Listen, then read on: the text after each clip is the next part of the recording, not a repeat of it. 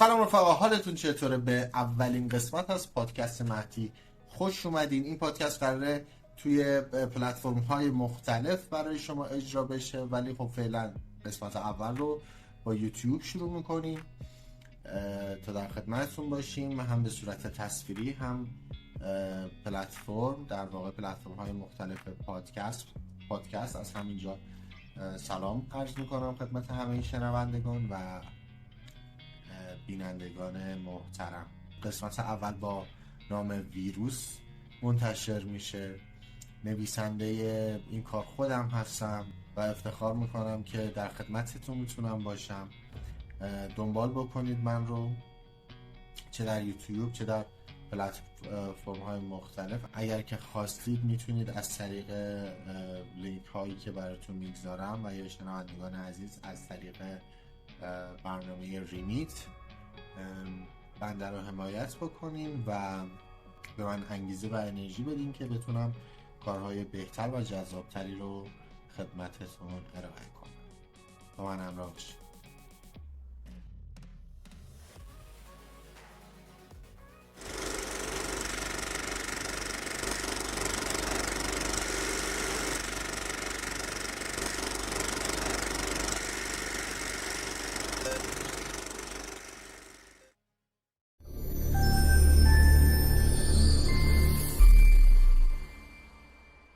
چارلی همیشه بعد اینکه ودکای تگریشو میخورد سیگار میکشید.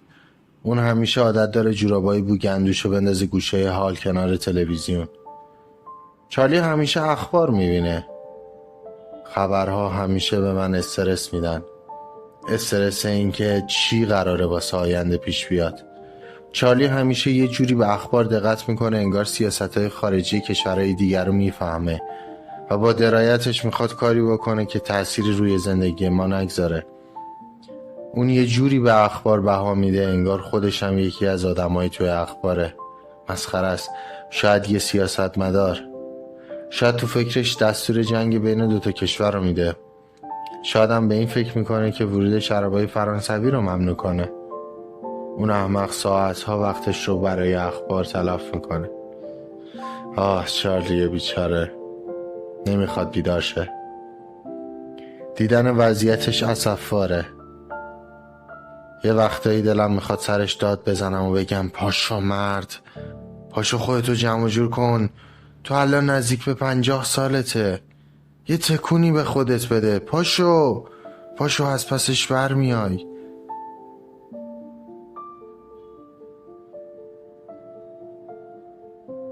توی نیم لیوان ودکاش یخ میریزه. اون لعنتی رو دوباره پر میکنه. از وقتی که از اداره بایگانی اخراج شده بیشتر میخوره. خودش همیشه میگه من فقط روزی 2 تا پیک میزنم، ولی حسابش از دستش در رفته. پدر چارلی هم کارمند یه شرکت ماشین سازی بوده. پدر چارلی هم کارگر یه کفش فروشی بوده. از بعد از اون رو خبر ندارم. منم الان دنبال کار میگردم، منتها کاری رو که دوست داشته باشم رو پیدا نمیکنم.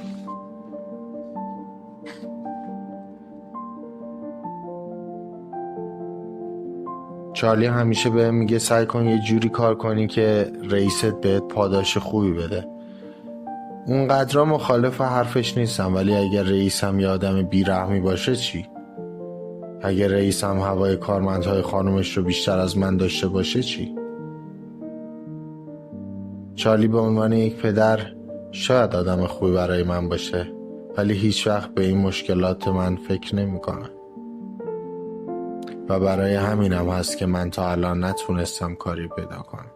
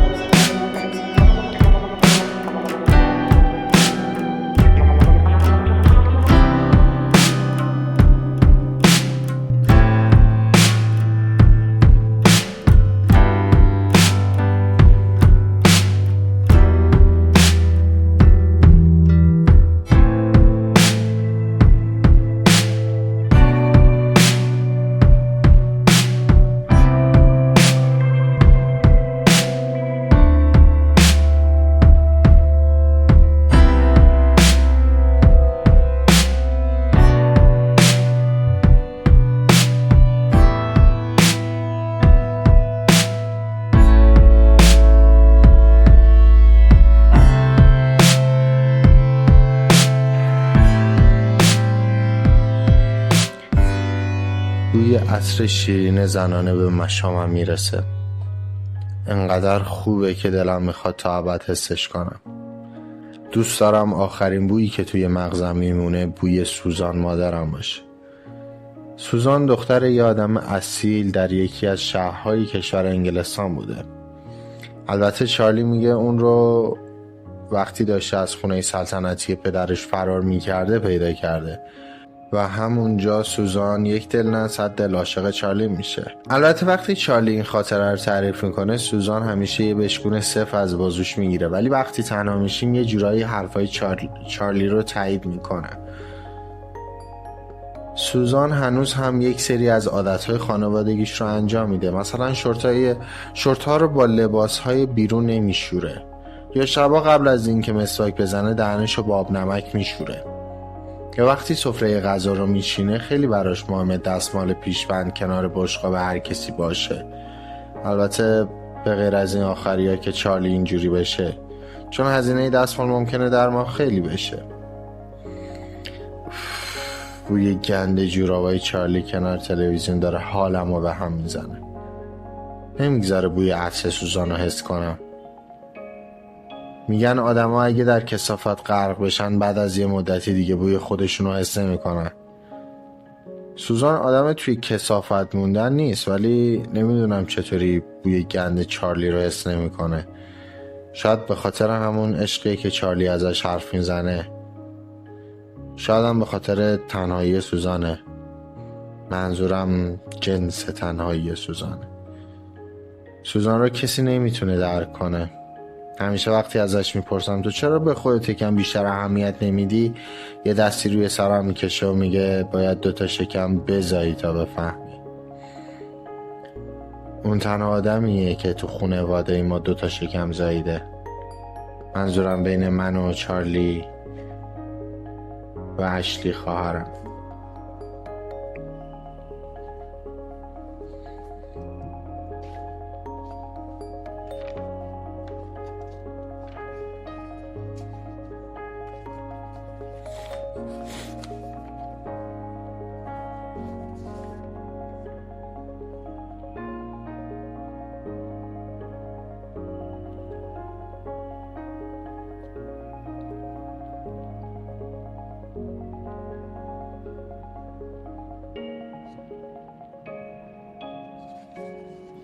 دوستای عزیزم، اگر که میخوایم من رو در اپلیکیشن یا وبسایت ریمیت حمایت بکنین، لینکش رو داخل دیسکریپشن گذاشتم و شنونده‌های عزیزم هم میتونن وارد وبسایت بشن، اسم من رو بزنن و حمایتشون رو انجام بدن.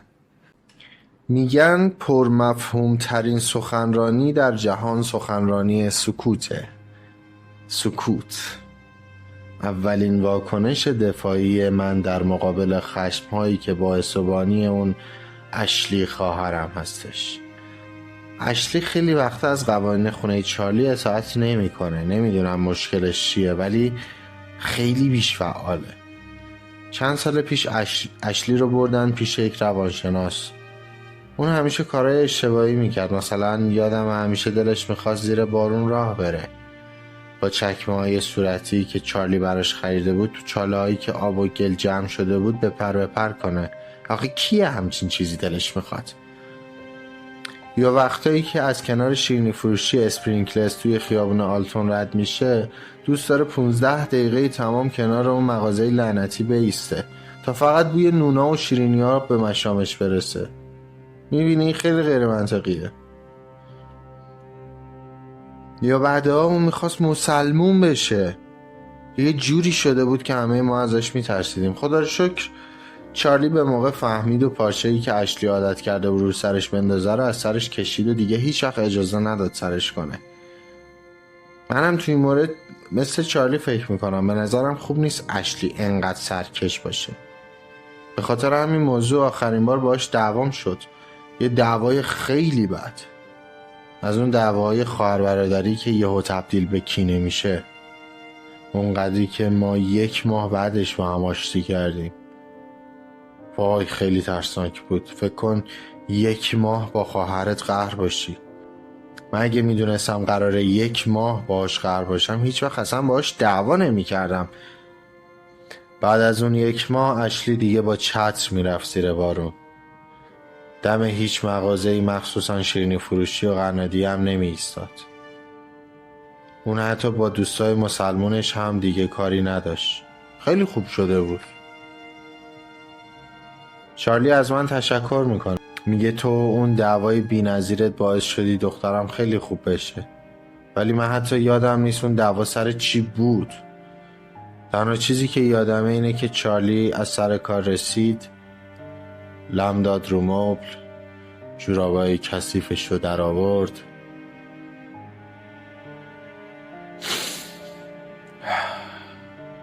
با نفس عمیقی بو کرد و انداخت جلوی تلویزیون. بعد من و اشلی ناخودآگاه به هم نگاه کردیم و بعد آشتی.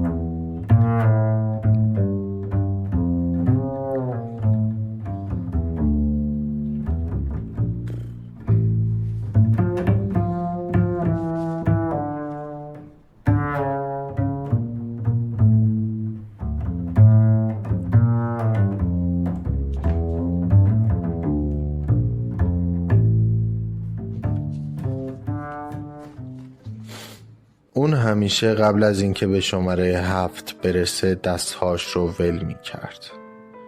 به خاطر اینکه میخواست فکر کنم اون همچنان دوچرخه رو هل میده. اما من همیشه وقتی اون دوچرخه رو ول میکرد میفهمیدم و همیشه بهش گله میکردم که من به تو اعتماد کردم چارلی، چرا منو ول میکنی آخه؟ من بدون تو میافتم. واقعا هم همین بود. چارلی بیشتر چیزهایی که بلدم رو بهم یاد داده. شاید همه چیزهایی که بهم یاد داده به کارم نیاد و یا گاهی وقتها من رو اونجوری که دوست دارم پیش بقیه جلوه نده و یا مسائلی که پیش میاد رو اونجوری که دوست دارم حل نکنم. ولی خب بازم خیلی چیزا بهم یاد داده. اون همیشه میگه از من مثل یک کتاب استفاده کن. من نمیدونم آیا کتابی وجود داره که چیزهای بد به آدم یاد بده و در مجموع به خاطر چیزهایی که مفید نیستن نوشته شده باشه؟ خدای من بدجوری بین چیزهایی که فکر میکنم بده با چیزهایی که میدونم بده گیر کردم. همیشه چارلی تو این قضیه بهم کمک میکرد، یعنی میخواست کمک کنه ولی از وقتی بوی جوراب لعنتیش همه خونه رو برداشته دیگه از اون نصیحت‌های کار را بنداز خبری نیست. من واقعا بهت نیاز دارم چارلی، حیف که تو نمیفهمی. کاش منم تو سنی بودم که میتونستم از اون ودکای تلخ و خنکی که تو میخوری منم بخورم و آروم بشم. یا بشینم جلوت یه نخ سیگار بکشم. اما تو مثل اون سری که توی جیبم سیگار پیدا کردی 2 روز تو اتاق حبسم نکنی. شاید الانم داری با این رفتارها و اون جورابه بوگندو بهم یه چیزی یاد میدی. اما اگه داری چیزی بهم یاد میدی، چرا من تقریبا دیگه چیزی لازم ندارم؟ چرا من نمیخوام دیگه بیشتر از دیروز بدونم؟ چرا من برای اینکه حس زنده بودن بکنم ترجیح میدم درد رو احساس بکنم؟ چرا هرچی کتاب تو بودن رو ورق میزنم چیز جدیدی پیدا نمیکنم؟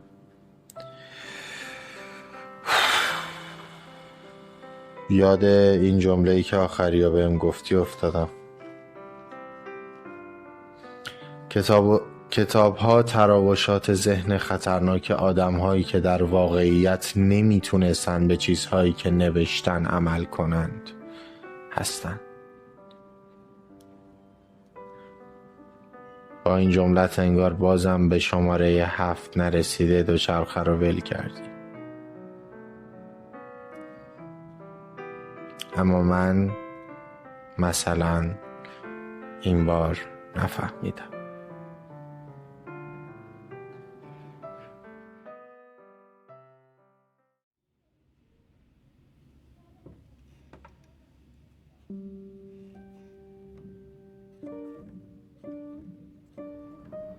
صرفاً ویروس ها آسیب جسمی نمیزنن. گاهی ویروس ها آسیب روحی، روانی و حتی عاطفی میزنن. من میخوام در مورد ویروسی به نام اعتقاد صحبت کنم.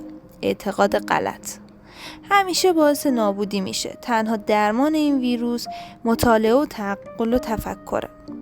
راههای شیوع این ویروس هم خانواده است. همین گونه که نسلی نسل بعدی رو آلوده میکنه. همه ما با این اعتقادات جنگیدیم. اعتقاداتی که گاهی خدا رو برای ما موجودی وحشتناک و ترسناک ساختن. من وقتی خیلی کوچولو بودم، تقریبا 3 یا 4 سالم بود، یادم علاقه زیادی به تاپ و نیم تنه داشتم. یادم همیشه مامان بزرگم از این بابت منو سرزنش میکرد. دختری سرتق، خجالت نمیکشی؟ اون دنیا خداست میسوزونتت.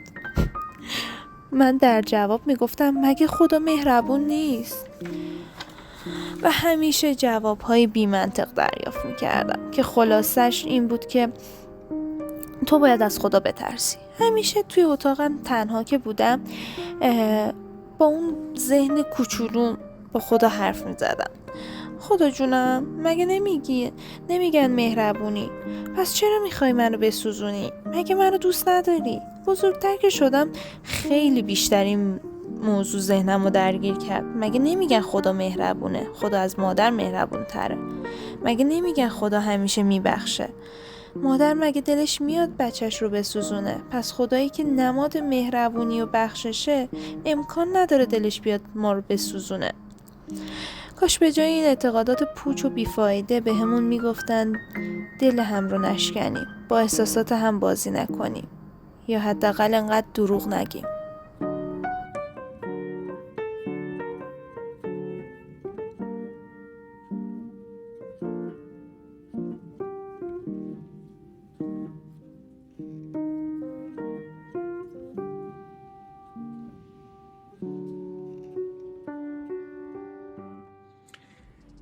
خیلی ممنون از اینکه دنبال کردین این پادکست رو. دارم که بتونم هر هفته یک پادکست جدید براتون درست بکنم و براتون بارگذاری کنم. اول داخل یوتیوب، بعد داخل پلتفرم های مختلف، و بهتون هم اعلام میکنم که در چه پلتفرم هایی پادکست ها بارگذاری میشن. لطفا اگر خواستین حمایت کنین ریمیت فراموش نشه. مرسی از انرژیتون. لایک، سابسکرایب و اینجور داستان ها هم فراموش نشه لطفا. خیلی ممنون. همتون تا پادکست بعدی. خدا نگهدار.